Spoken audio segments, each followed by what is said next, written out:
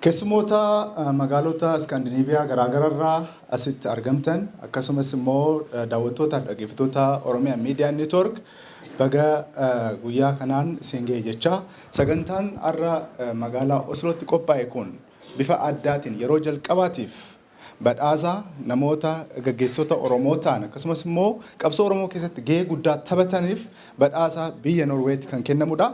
Kunis yeroo jalqabaatiif qabsoon Oromoo kan fide keessa tokko ta'uudhaan gammachuu guddaan akka nutti dhagahame ibsuu barbaanna.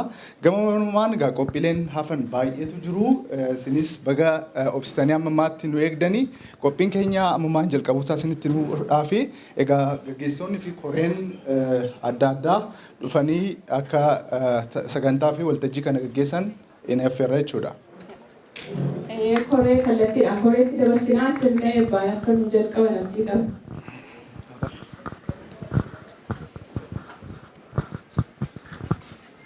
Akkam ooltan dhaga'ama dhiifama wajjin akkam ooltan kabajamoo obboleessa keenya obbo Jawaar kabajamtoota keessummoota asitti ol geettan baga nagaan dhuftan obbo Jawaar anaa dhuf baga nagaan dhufte waa geenne waa hanqannee jedhe toltuun geette hamtuun hanqattee jedhe. Akkasanii baga jiraattee baga dhalatte mataa wanti guddaan atummaanuu baga dhalatte. Asirratti akki qaaqan inni silaa hedduu haa ta'u ammaaf kaas jirru eebbumaaf manni dhiltee dhinnaa hobbayaa jettan manni dhiltee dhinnaa faatee waan ni dhagaye.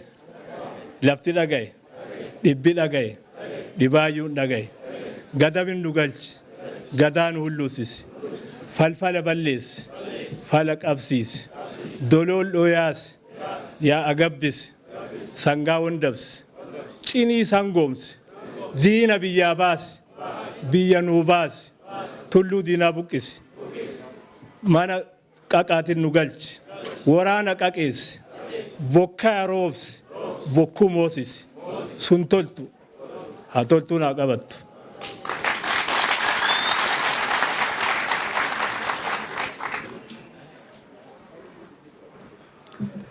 Kabajamoo Jawaar baga nagaatiin biyya Norway dhuftanii siin jennaan duraan dhufne akkasumas keessummoonni iddoo addaatti dhuftan baga nagaadhaan dhuftanii. Yeroon jira Waaqayyoo yeroo qabaa yeroon ba'uu jira. Yeroon mul'achuu jira. Kanaatiif saba keenyaatiif Waaqayyoo yeroo mul'achuutiif yeroo guddinaa kenne. Sabi kun saba safuu qabuudha. Saba namuusa qabuudha. Safuu fi namuusa keessaati kan dhalate beektota qaba. Beektota kana keessaati tokko Jawaariidha. Kanaaf innis akeeka yookiinis immoo mul'ata saba keenyaadha. Iddoodhaan gahuudhaatiif ofiisaatiin muratee kan ka'e waan ta'eetiif wanta iddoodhaatiin gahuudhaatiif kaate kana Waaqayyoo siif mijeessuutti jenna. Harka keenya wal turgunnee Waaqayyoo siif mijeessuun. Kanaatiif Waaqayyoon hin galateeffanna. Yaa Waaqayyoo si haa galatu. Saba kana waan nuu keeteef si haa galatu. Nama kana waan nuu keeteef si haa galatu. Beekumsa waan nuu keeteef si haa galatu. Mul'ata waan nuu keeteef si haa galatu. Iddoo geenyuudhaatiif jennu ofii keetii waan nutti agarsiiftuuf si haa galatu. Nama yaa Waaqayyo gooftaa yeroo hundumaa namuusaatii fi sirna safuu beekee saba gaggeessu waan nuu keeteef si haa galatu. Saba dinatti jiru kana hunduma isaanii waan eebbifteef si haa galatu. Jalqabaatii hamma dhumaatiin wajjin ta'e waan nu dhageesse maqaan kee haa galateeffamu. Ameen.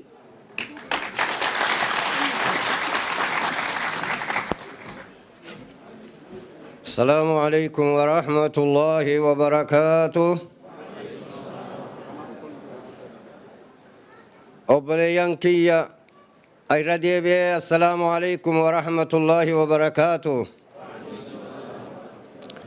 دلورتي ربي خيان غلطهم فردا الحمد لله ilma keenya yookiin kan adeera taanuuf وان هنتان إسا مدت ربي نباس الحمد لله جامه الحمد لله جابو أكسما أمالي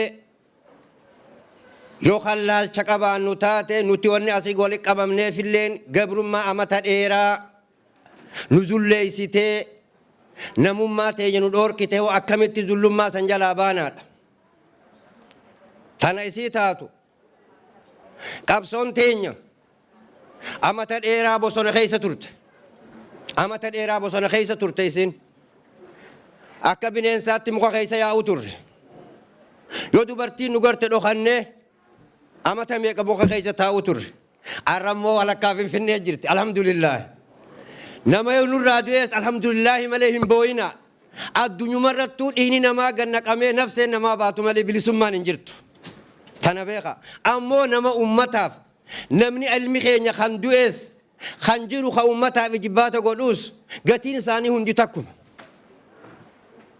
ورقتي قب ربنا هاقولو ورقتي ولي خنو اللي ربنا هاقولو أبو قرتيتيني بك أبسون أما وانا سرفنا في اللي أبليس خينيا جوهر يوخين المخينيا جوهر لبسو إني لبسو سجلي ساتك اللي انسى الدنيا رتي ديم تدرانو اسمك مكان كان نو أولباسه مكان كنو إنسان أولبيك اللي انسى ربنا دور أول من الجرة تكاك اللي انسى خينيا أولن دبّة تمن سجلي أنتج إنسان أولنوباسه أما اللي ربي أولنوافود أبو ربي أولنوافود خايو إني بربادو تنا أمتا ولا مربيها قوم فتشيس خايو إني أرانتنا الكني يا سجلي ساتي تلقب ساتك آمساتي تلقب ساتك اتمداوي أرانتنا يرتي اتدوآف اتفردين قلمتي ربين باسن أما اللي فضل ربي هاتيسو أبو ربي هاتيسو تيخنيسا ربي هاتيسو إلما أمتا فقلتي فلتو قرتي تيني والآنس ربي إساها قولو أمتا قرتي أكوبا أرانتنا قابا خبتي أمني أورومو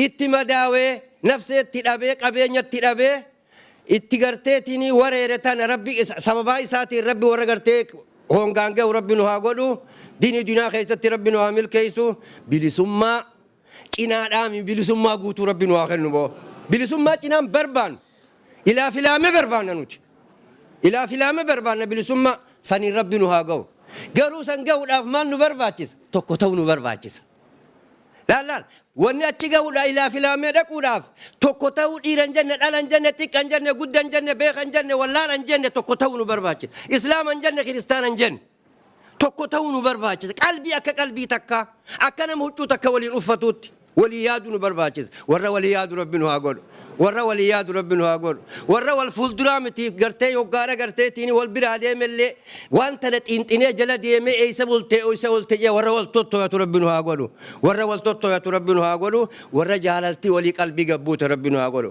abo arrabaami haa wal jaalannu arrabaami haa wal jaalannu warra wal jaalatee jaalalti isaanii fi xabaaftee qabsoo isaanii galiidhaan geesse rabbi nu haa godhu ديني الدنيا خيست ربنا وعمل كيسو الدنيا وقاجن بلسما دبو بلسما ربنا وعقوم فتشيس بلسما ربنا وعقوم فتشيسو تكا قدا ورا والجلايا وربنا وعقول ورا والرجاول ربنا وعقولو تنا ربنا وعقبلو تنا ربنا وعقبلو قالتهما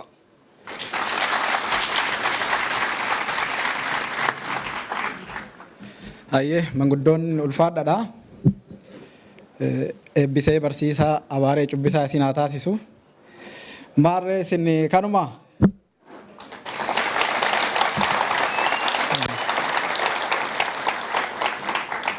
إندا قطع فكاتا سجلت تباسني بركان كراك نرى أوسلو كنا كيسة دمني بكلا غربا هيكا والبارا للي ساهيكا وياني نابد بيجاتور يجا إيه كيسة سول لفت نفنه gumaacha qabeenya qabdaniin beekumsa qabdaniin gootan dabalatee sochii biyyatti godhamaa ture walitti dabalamee wanni isin hawwita sun ta'eera jarri siikame tunis biyya galte qooda kana keessatti diyaaspooraan qabu guddaa ture warri Osloo mee al takko galata ofii galchaa diyaaspoora walumaa galattuu diyaaspoora Oromoo kanatti aansee sagantaan keenya obbo Buttaa Duuloo itti gaafatamaan Hawwaasa Osloo baga nagaan dhuftan isiniin jedha obbo Buttaa Akkam ooltan baga nagaan dhuftan baga nagaan dhuftan duraan dursee Jawaar Muhammad dhaloonni qubee ka qabsoon ummata Oromoo dhalchite goota yeroo ammaa qabsoo ummata Oromoo bifa qabsiisuun sadarkaa addunyaatti beessise. Aggaammi isa ta'e jalaa ba'ee biyya alaatti deebi'ee baga nagaan nu arge jedhaan.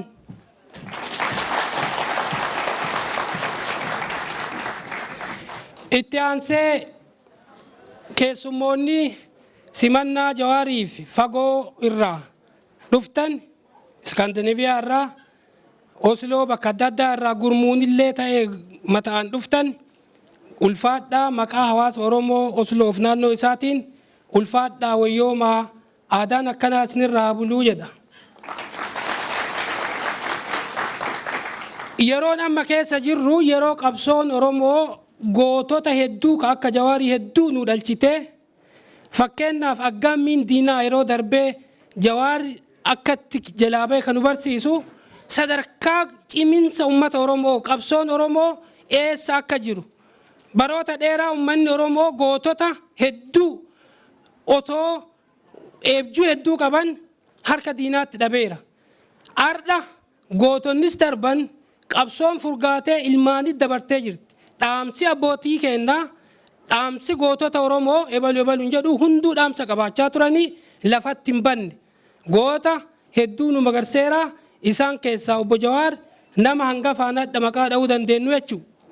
Kanat dabalee qabsoon kenna ka walirraan cinne fiixaan bahuu ka danda'u bakka jirrutti Oromummaa cimsinee Oromummaan jiraannee Oromummaan dhabamnallee Oromoon ummata addunyaa kanarratti gaafa Afrikaa keessatti waan dhi'uume waan ta'eef Oromummaa kenna bakka jirrutti haa cimsinu aadaa afaan kenna bakka jirrutti haa cimsinu yeroo hundayyuu yoo galteen takka galte fiiguu birmachuu waan gaarii ta'ee lafa jala bakka jirrutti naannawa jirrutti yeroo qabnurraa dhugaa qabsoo biyya deemurraa hirmaannaa hedduu gooneerraa hirmaannaa diinagdee gooneerraa hirmaannaa baanee falmachuu akkuma armaan dura jedhame godhaa turreerraa ammallee qabsoon bifa haarawaan magaalaa guddaa galtee qabsoo hedduun eeggata qabsoo bifa haarawaa kana cimsuuf bakka jirrutti Oromummaa callaan ilaalcha aayidiyooloojii yookaan ilaalcha siyaasaa adda addaa hin qabnu Oromummaa callaan wal jabeessinee bakka jirrutti qabsoo kennaaf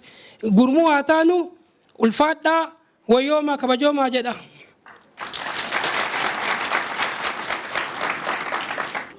Dubartoonni dhangaa eebbaa qopheessan as jiru.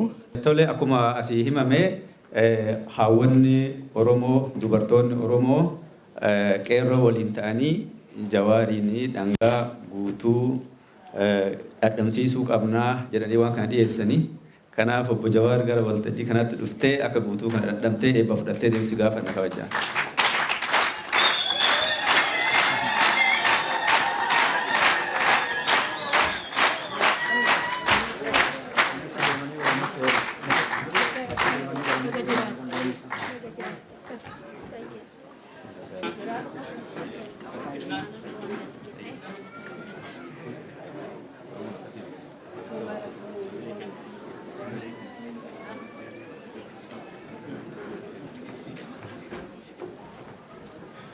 Warri Oslo aadaan daganne harka dhaafi mala.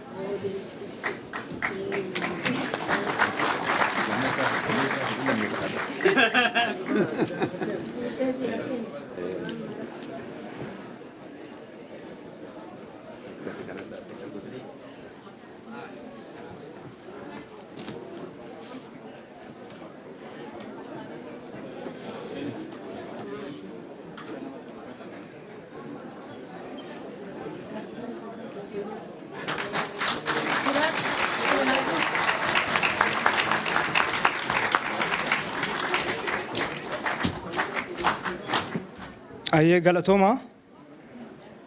Waraloon tiyya gabaabduudha yeroo isinirraan fudhu. Ittiin seenaa jechuudha. Silaa waan haasa'uu qabutu ture yeroon qabu waan ta'eef gabaabsitumaan isin dubbisa walaloo ko. Inni bornu moosisu uleef arraba osoo hin taane tokkummaan ijaaramnee gaafa wal jala yaane namaa miti gaara diignaa dhiiga qabsaa'ota kaleessaa akkasiin galmaan geenna. Malee arrabni hojii mo'amtootaati eentu kanaan injifate ufumaan hof jedhee dhiisaa mo'amaan iyyee yoo ifate.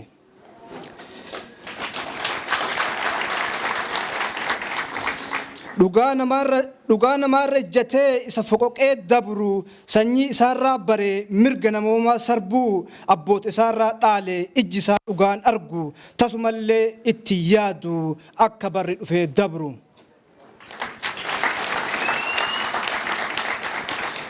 Oromoon nu bulchaa jiraaf mataa gadi qabannee kayartuu nu ajjeefteef yoom sodaadhaaf salphanne gatii dhiiga kaleetiif obsineetiin cal'ifne. Oromoon ammataadha almeeqa si beeksisaa waraanamaatiin jiraataa cokoof keessaa buqqisaa arrabsoof morkaa miti isatu nu ceesisaa. Ammachuun sodaadhaaf miti kaayyoo keenyaaf malee garaa keenyaa hin baane ajjeechaan inni kalee. Jawaar tarsiimoof ijjannoo keeti inni gam nu ceesisu lallabdootaaf deebii kennuun amma siin feesisu ijjannoo keetiin boonna tasa nu yellaasisu.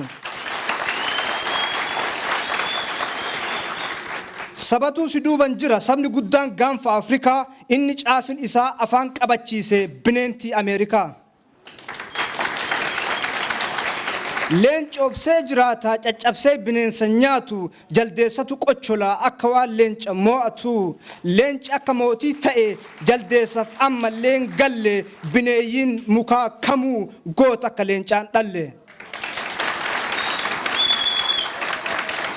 Ani hoogganan qaba isa qajeelchee isa na qajeelchu sororsee isa obsinaan jedhu gaafa diinnis kokorse qabsoon jaatanii qaba obsaan hulluuqan malee ammas kun hin gallee fi leellistoota sirna kalee isa harka abboo muree harma aayyoo teenyaa qalee duunee argamna malee hin deebi'u sirni kalee.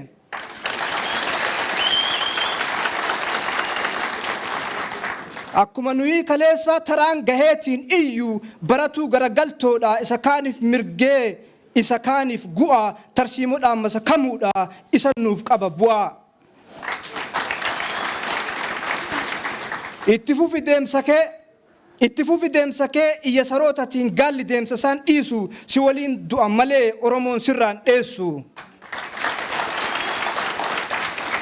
Eenyuyyuu hin rakkifne daangaa itti dabarree manaanaaf bayi jennee nam tokkolleen dararree haquma keenyaaf duune dhiiga itti gabbarree dhugaa qabnaa ni moona abshiir yaa qeerroof qarree. Korma dhugaan booratu hurri ija hin bu'u dhakaan diinan darbamu tokkoonuu sirran bu'u dhagaa darbamu hundaa OMN'n guddifnaa tokkoonuu lafan bu'u. Kanaaf dhiigni kalee lola'ee tokkoonuu lafa hin banne xiiqidhaan nu ijaare akka daaqnee hin kufne. Tokkummaan humna guddaadha isa shira hundaa cabsu gaafa gamtaan dhaabbanne galaanni shiraan guutame kararraa nu hin maksu. Jawaar keenya. Situu dhugaa lallaba dhugaa saba dhokattee daandii qabsaa'ota kalee xurree sirrii qabattee kanaaf sabni si leellisa wareegama siif kaffaluuf yoo lubbullee gaafate. Inni shira siif xaxe gaafa sitti dhufellee karatti citee hafee bittinnaa'ee akka callee waaqa Oromootu si eega homaan shakkin takkallee.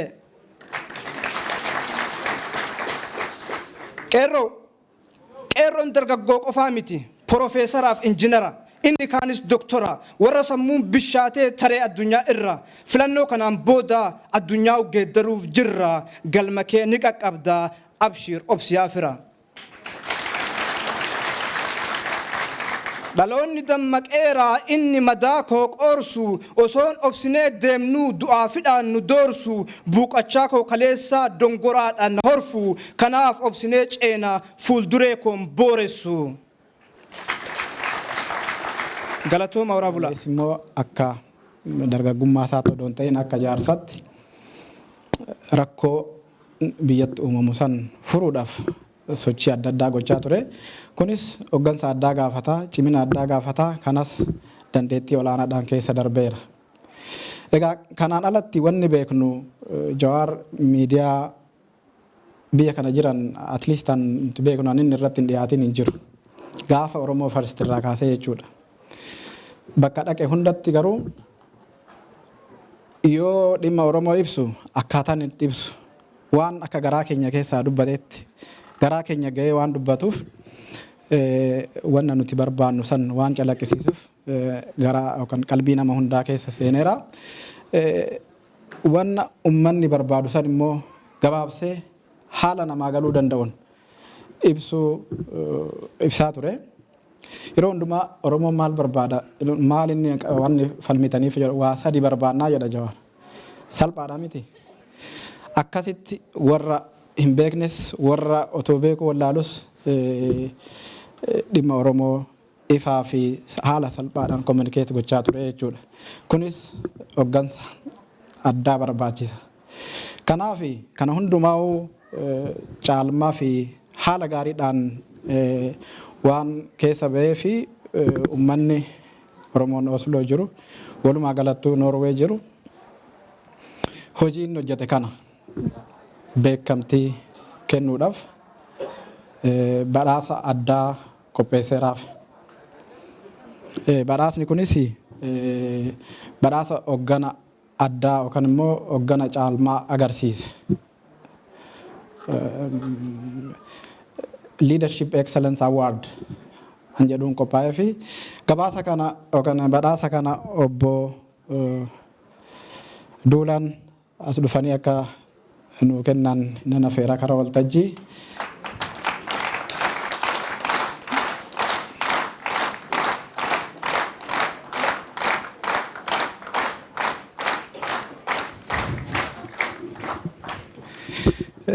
Obbo Jawaaris badhaasa uummanni Norway uummanni Scandinavia walumaa galaan qopheesse kana dhuftee akka fudhattu karaa waltajjiitti si affeera.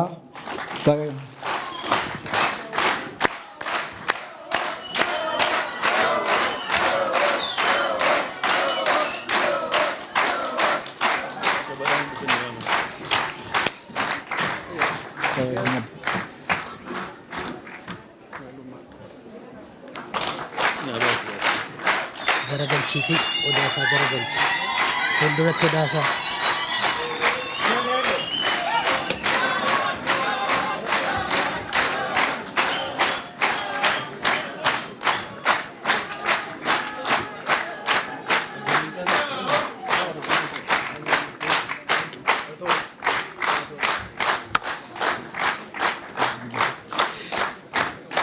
Jawaar baga gammadde jedhaani anis baga gammadde jedhaani.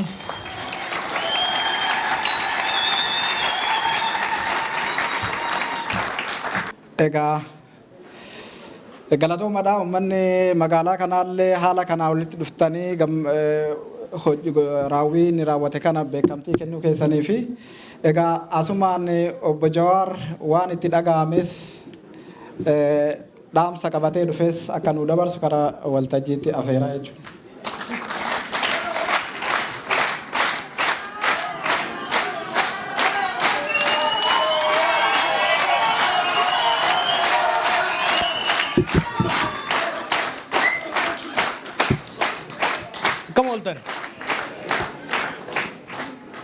Akkam ooltaniin jeebar. Kasii mire. Mooyoo alaa jarri wajjin isin sagalee isin cuufama.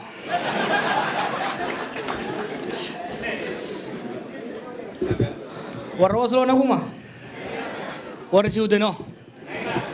Biitii bareedduun gamasii takka maal isin barganoo. Stafaangari gubbaa jirtu. Osloon tun beektaa Minnesota wal fakkaatti. yeroo hedduu sinti deddeebi'e yeroo nas dhufu nama biyya biraa deemu osoo hin ta'in waanuma qeetti deebi'ee Oromoo kiyya arguudhaa deemu na fakkaata. Oromoonis numa jechuuf galatooma. Qophii bareedaa qopheessitanii hedduu galatooma.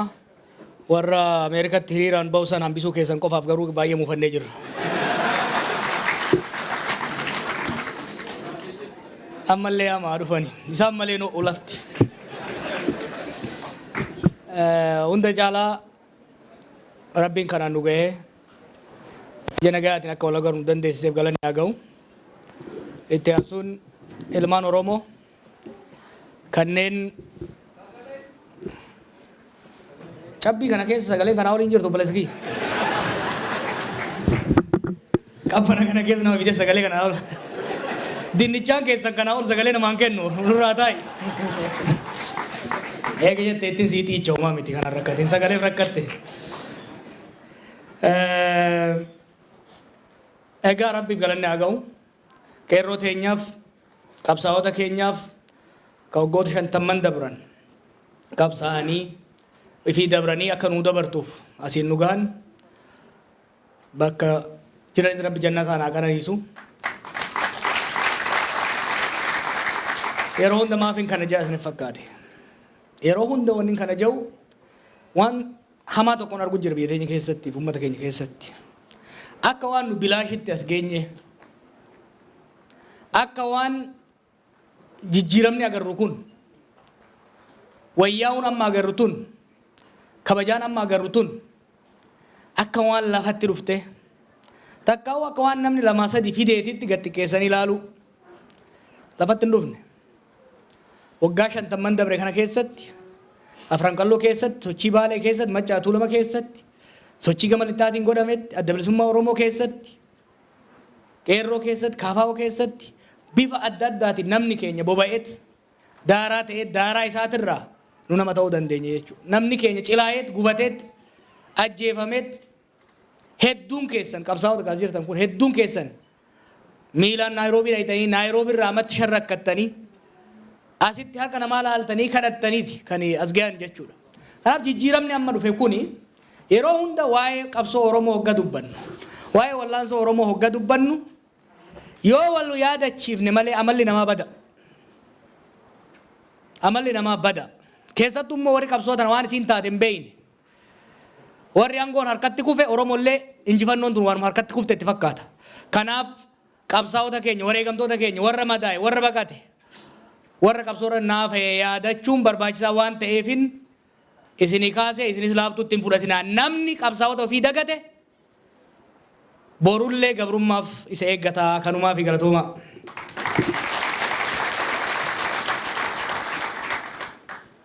Baay'een deeme haasaynis hedduu waan jalaa dhumeef qabxii takkaa lama isin yaadachiifnee booda mariitti deemna.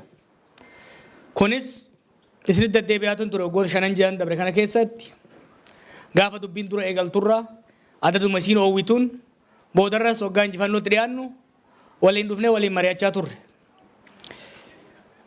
Hedduun keessan immoo biyya dhuftanii biyyatti waliin agarree qorsoos wajjin nyaanne kafaarsinuu sarfaarsinee kaamannu samannee turre.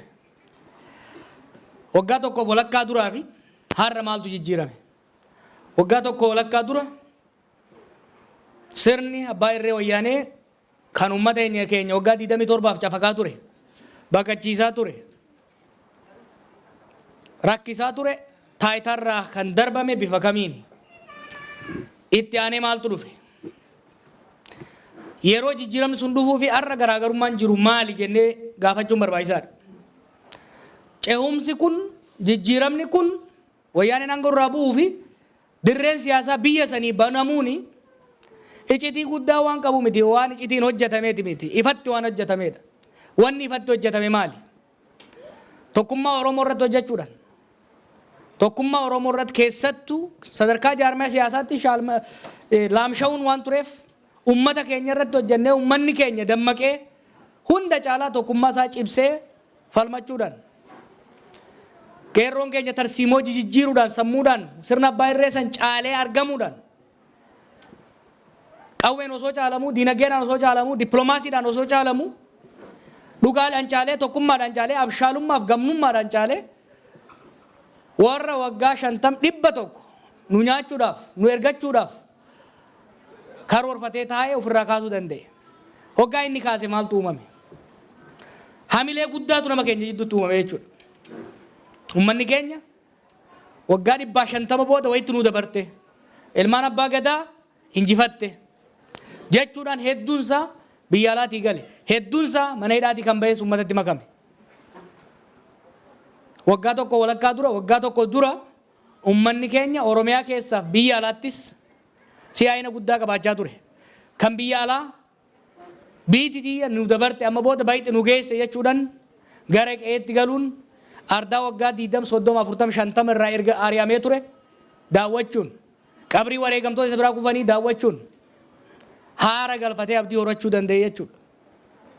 Uummanni keenya biyya keessattis amma booda gabrummaan nurraa dhumte fuula keenya gara misoomatti jijjiirrachuu qabna jee maarashaa isaa qaratee kan daldalaatis daldala isaa qopheeffatee hojiitti seenuu danda'e jechuudha. Mirqaanniif tokkummaan oowwii nama keenya keessa jiru sun yeroo dhiyoo kanatti jijjiirame Oromiyaan nagaa argatti jenne gara dirree waraanaatti ceetee yeroo ammatti lixa Oromiyaatiif kibba Oromiyaa keessatti bifa nama qaanessuun bifa nama saalfachiisuun namni Oromoo guyyaa guyyaan du'aa jira. Manneen hidhaa afaan Oromoo haasayaa turan san qabsoo Oromootiin cabanii Oromoo qofa osoo hin ta'in sabaaf sablammiin hundi bahee amma booda siyaasaadhaan namni hidhamu amma booda siyaasaan namni hidhamu barri Oromoon haka hidhamu dabre jennee labsame har'a garuu manneen hidhaa Oromiyaa keessa jiran manneen hidhaa Itoophiyaa keessa jiran deebi'anii akkuma kaleessatti afaan Oromoo haasa'uu eegalanii jechuudha. Hoggansi Oromoo qabsoon Oromoo amma booda addaan hin faca'u. Hoggansi alaa gale kan mana hidhaatii bahees hogganoota jijjiiramaa faana hiriiruudhaan deeggaree gara tokkotti deema jennee osoo abdannu haalli sun hafee wal dura gara gaggaluun dhufe jechuudha. Hamma walirratti aggaamutti dhufame. Kun egaa maaliif ta'e? Abdiin sun maaliif golgolaa'uu eegale? Abdiin sun maaliif golgolaa'uu eegale? Nageenyi silaa Oromiyaa irratti hawwaa turree fi yeroo gabaabaadhaaf agarre sun maaliif dhabamuu eegale? Manneen hidhaa ona ta'an sun deebi'anii maaliif guutamuu eegalan? San qofa miti. Waggaa tokko dura qabsoo Oromootiin jijjiiramni dhufuusaa sabni biyya saniitii fi addunyaan guututti amante Oromoo galateeffataa turte. Oromoodhaaf kabajaan kennamaa ture. Warri yeroo dheeraadhaaf nu arrabsaa ture kabiraa dhiisiti. Warri wal falmaa cimaadhaan ofirraa buufnelleen amananii qabsaa'ota Oromootiif kabajaa kennuu yeroo itti eegalan irra ture. Har'a garuu sun hafeet qabsoo Oromoo waakkachuun hafee bira dabrame Oromoo tuffatanii maqaa Oromoo lagatanii maqaa fokkuu bara dheeraaf ittiin arrabsamaa turreen Washington DC qofatti miti beekaa. Finfinnee qofatti miti. Adaamaaf dirree dhawaa keessatti nu arrabsuun eegalame. Waay maaliif kan jedhu namni gaafachuu danda'u qaba. Hiikkaan isaa tokkuma. Sababni isaa ifa. Karaarraa maynee jechuudha. Karaa jijjiirama kanatti nu fide. Tarsiimoo jijjiirama kanatti ittiin deemne. Ejjennoo jijjiirama kana ittiin finne. Ejjennoo diina ittiin injifanne. Ejjennoo saba keessatti tokkummaa ittiin finne. Hojii orma biratti ittiin kabajamne san dhiifnee karaarraa mayne. Akkamitti karaarraa mayne? Siyaasaan ce'umsaa siyaasaa nama tokkooti miti. Ce'umsi kun akka bakka ga'uuf injifannoon kun akka itituuf ifaan xiqqishoo mul'atte sun akka tirika ta'uu dandeessuuf karaan ce'umsi silaa ittiin hoogganamuu malee fi ittiin deemuu malee warri jijjiirama barbaadu warri bilisummaa barbaadu mooraan qabsoo hundumtuu wal biratti ititanii wal dhaggeeffatanii bakka walii kennanii deemuutu malee jechuudha.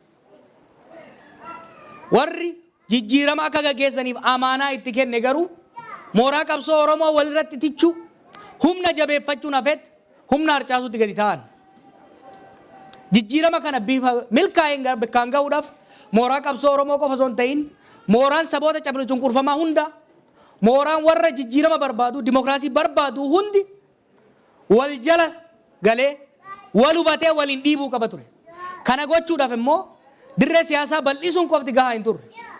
Dirree siyaasaa bal'atte san ittiin masakuudhaaf hoggansi jijjiiramaa qaamota jijjiirama kanaaf bifa adda addaatiin xaaraa turan san walitti fidee walitti itichee qooda walii kennee hojii walii raabsee waliin hojjetuu qaba ture. Kun hafeet mooraa jijjiiramaa guutuutti gabbisuun hafeet mooraa sabaaf salammootaa walitti qabuun hafeet ka Oromootu walitti qabuun hafeet moorama dhaaba jijjiirama sana gaggeessuuf kennamneeyyuu addaan facaasuudhaan jijjiirama kana akka Itoophiyaatti yookiin immoo akka Oromootti gaggeessuun hafee akka ODP'ttu gaggeessuun hanqatee jijjiirama kana murna xiqqaa namoota muraasatiin gaggeeffamu yaalame jechuudha. Kana hubachuun barbaachisaadha. Hoggansi ni haphate. Mooraan huqqatte.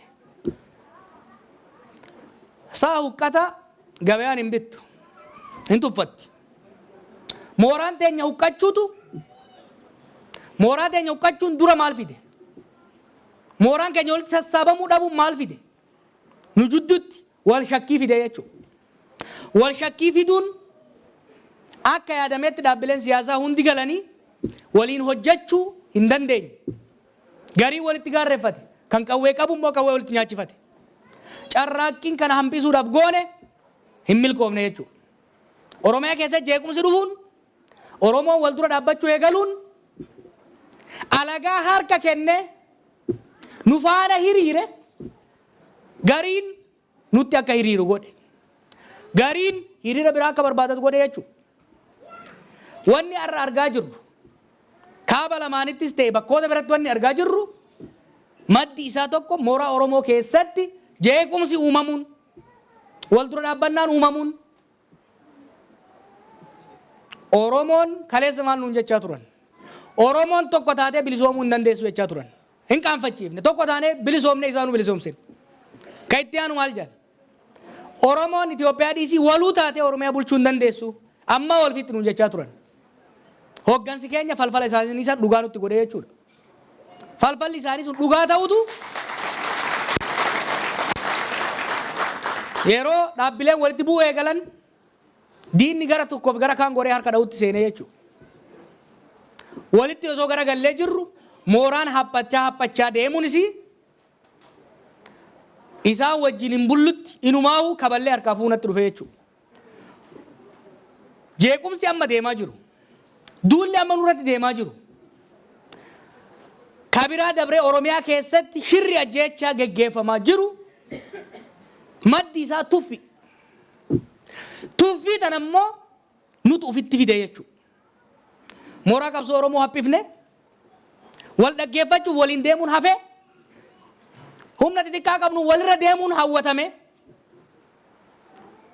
siree irratti warri baafne siree irra kabajaan buluu dhiise siree jalatti nama dhiitu eegalutu rakkoo uumuu eegale jechuudha. Kanaaf kaayyoon kumaatamni itti wareegame sun akka bakka gahuuf mooraan qabsoo Oromoo deebitee itituun hoggansi Oromoo deebi'ee mataa walitti qabachuun ummanni Oromoo akka kaleessatti tokko ta'ee socho'uun barbaachisaadha. Kana gochuudhaaf ammoo teenyee moggaadhaa laaluun gahaa miti jennee murteessine. Teenyee kana godhaa kanan balleessinaa kana sirreessaa jechuun tuffi fide hoggana keenya jidduutti. Kanaaf tarii gorsinee bakkaan gahuu yoo dadhabne lollee qajeelchuu yoo dadhabne hojjannee agarsiisuu qabna jennee kaane jechuu deebine akka kaleessatitti.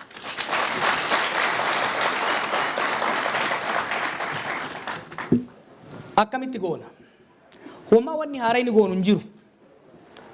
We will not invent anything. Waanuma kaleessa goone goona. Kunis maali? Akeeka qabsoo Oromoo kaayyoo Oromoon irra deemuu barbaadu waan ummanni Oromoo barbaadu odoon fafakkeessiin osoo irra hin dibin jirtuuf dheedhii san firaaf alagatti illee himna jechuudha. Maali wanni ummanni Oromoo barbaadu? Ummanni Oromoo ka barbaadu kaleessas Taaddasaa Birruurraa kaasee hanga kaleetitti. Qeeroo ganama elemoo qilxuuf jaarraan jaaratinirraa hanga har'aatitti. Mormii waaqa guutuufaa gaggeessanirraa hanga ammatti.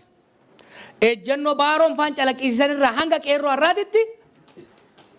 Kaayoon qabsoo Oromoo hin jijjiiramne. Oromoon kan barbaadu maali? Biyya Rabbi isaa kenne irratti, biyya akaakilee isaa dhaale irratti abbaa biyyaa ta'uudha. Mirga abbaa biyyaa goonfachuudha. Mirgi abbaa biyyaa goonfachuu jechuun maali? Ofiit irratti Oromummaa isaatiin, eenyummaa isaatiin, aadaa isaatiin, safuu isaatiin osoo hin tuffatamin, osoo hin dhiibamin ittiin boonee guddifatee jiraachuu tokko.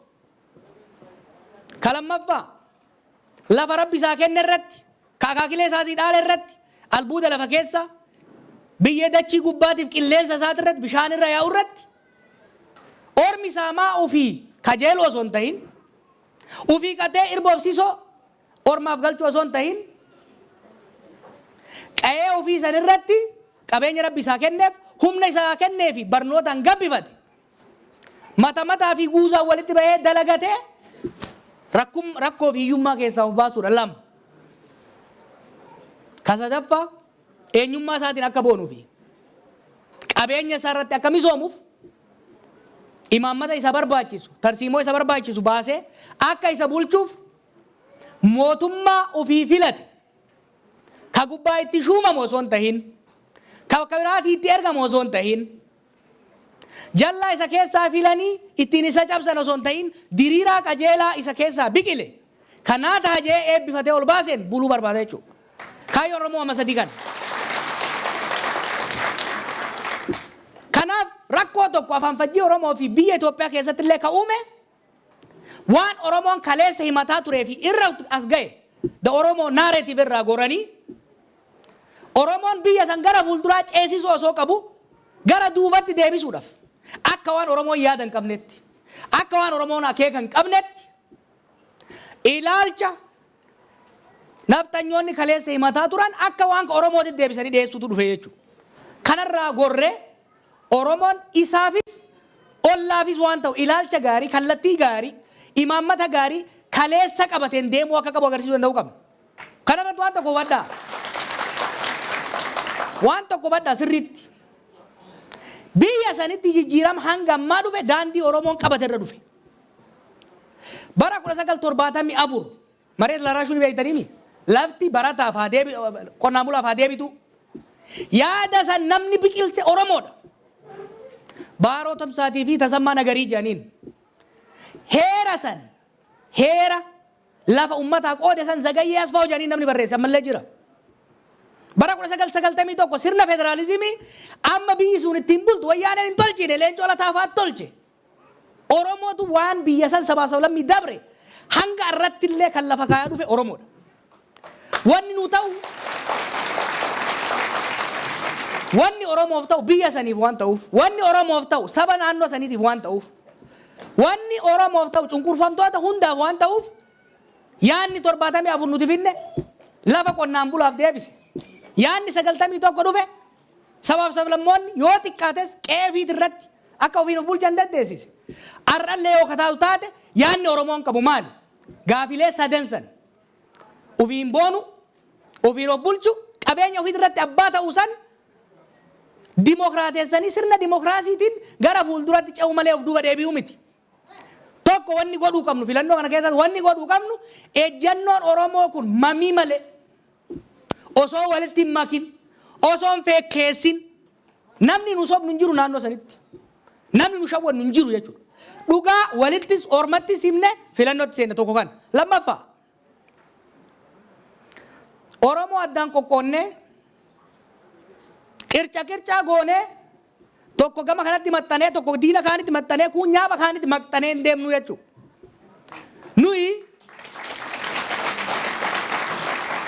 Nuyi arba naannoo saniiti. Arbi maal godha?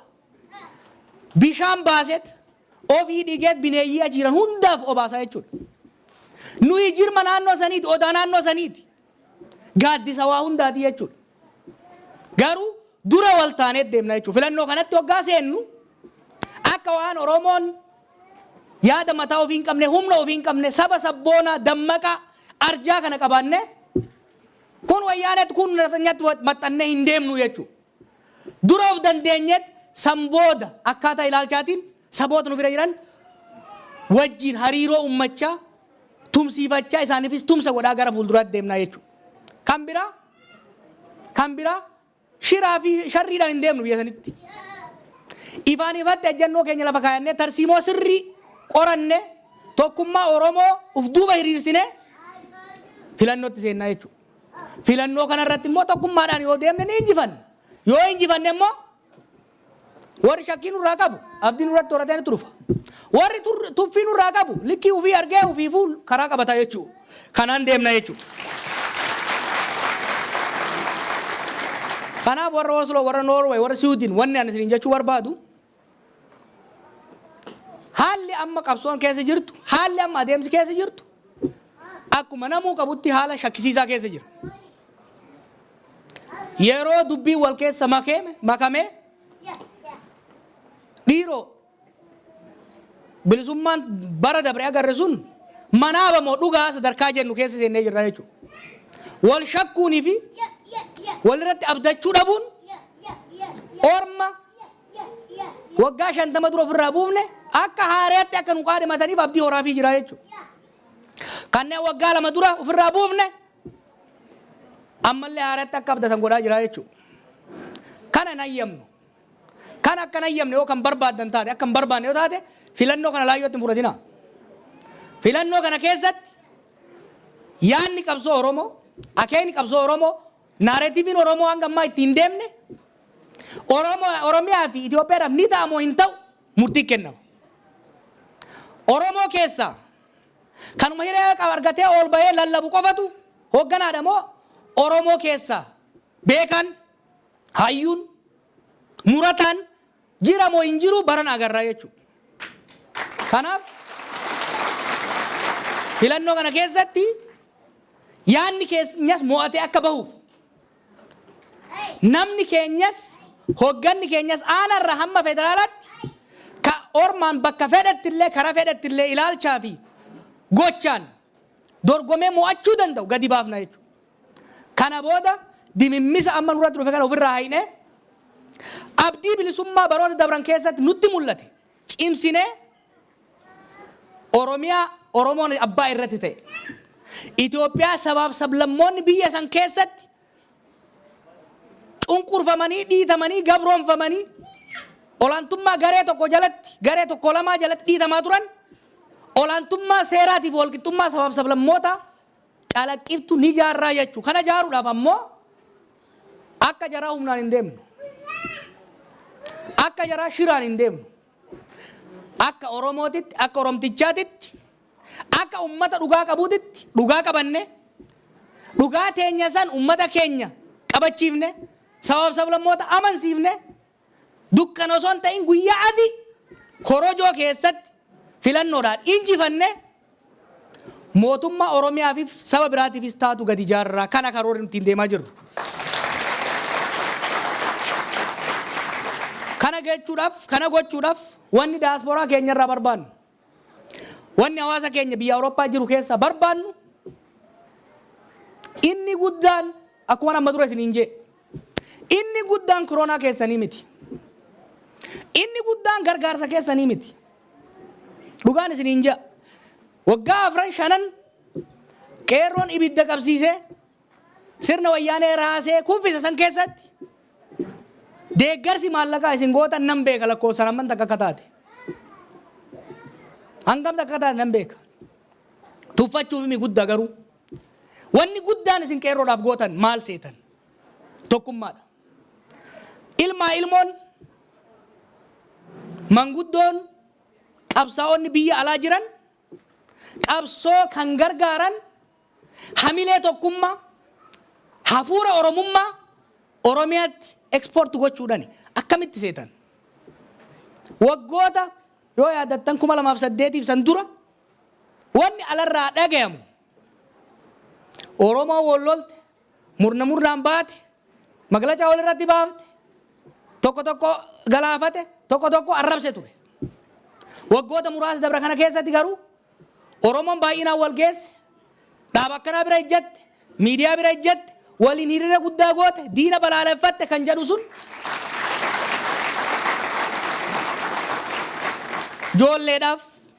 joolleedhaaf hamilee guddaa kenna. Qeerroodhaaf hamilee guddaa kenna. Hamilee isin hamilee kennaaf hamilee nuu kenna. Hamilee nuu kennitan guddaan tokkummaa keessanii jechuudha. Tokkummaan keessan warra siyaasaas haa taatu warra biraa ka amantiin isin qoqqooduu barbaadu ka murnatti isin characharuu barbaadu ka gosaaf naannoon isin qoqqooduu barbaadu sun diina keessanii beeka. Sun diina keessanii. Hamma isin tokko taatanitti hamma Norway keessaa ololli gandaa hin jiraatinitti gaarreeffannaan amantii hin jiraatinitti walxixuun murnaa hin jiraatinitti Oromiyaa keessatti ajaa'iba hojjannee isin agarsiifna. Ajaa'iba isin hojjanne. Yoommoo isin walitti muufattan Facebook irra baatanii wal loltan maqaa wal balleessitan wal xiqqeessitan hamileen nu bu'aa jechuudha. Ummata keenya Oromiyaa jiru dhaggeeffachuu dhiifnetti gurra keenya isin dhaggeeffadhuudhaan yeroo ofirraa qisaasnaa jechuudha.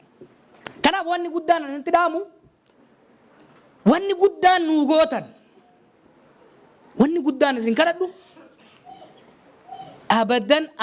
abadan jallaan tokkichi shayxaanni isin jidduu seenee akka isin hin qoqqoonne shayxaana warri qeessotaaf sheekotaan irraa dhoorgaa.